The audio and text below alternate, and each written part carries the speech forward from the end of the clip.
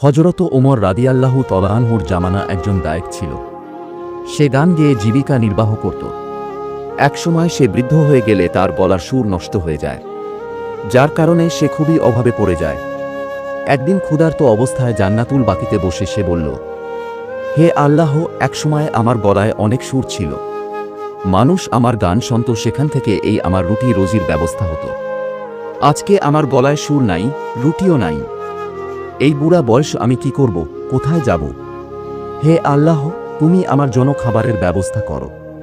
হযরত ওমর মসজিদের মধ্যে শুয়েছিলেন। স্বপনের মধ্যে আওয়াজ আসলো, হে ওমর, জান্নাতুল বাকিতে এক ব্যক্তি আমাকে ডাকছে।